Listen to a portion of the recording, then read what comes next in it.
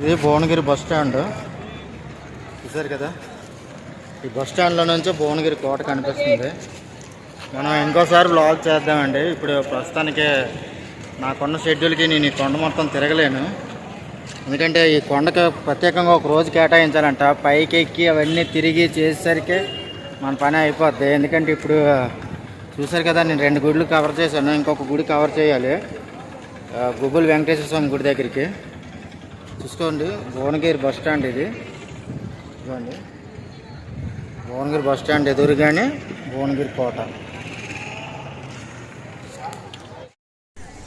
ఈ ఎండ, ఆ కొండ, ఆ ఎండిన చెట్లు ఇవన్నీ చూస్తుంటే భయం వేసేస్తుందండి. ఆ కొండపైన ఎక్స్ప్లోర్ చేయడానికి వెళ్తే నేను ఆ కొండ మీద ఉన్న చెట్లలాగా ఎండిపోతానేమో. ఏదైనా వర్షాలు పడినప్పుడు వచ్చి ఎక్స్ప్లోర్ చేయడం బెటరు.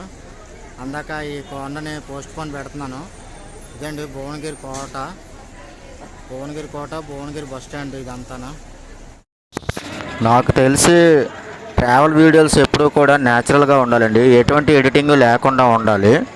ఎందుకంటే నాకు అదే ఇష్టం. చాలామంది కూడా అదే కోరుకుంటున్నారు, వీడియోస్ ఎప్పుడు న్యాచురల్గా ఉండాలని. ఇప్పుడు చూడండి, ఇది ఎడిటింగ్ చేసిన వీడియో. అంతకుముందు వీడియోకి ఇప్పుడు వీడియోకి ఒకసారి చూడండి వీడియో క్వాలిటీ ఎలాగుందో. ఎడిటింగ్ చేసిన వీడియోలు చాలా అందంగా ఉంటాయి, కానీ ఏదైనా న్యాచురాలిటీ కొన్నిదేనండి. ఎడిటింగ్లో ఉన్నట్టుగా మోసం చేయకూడదు.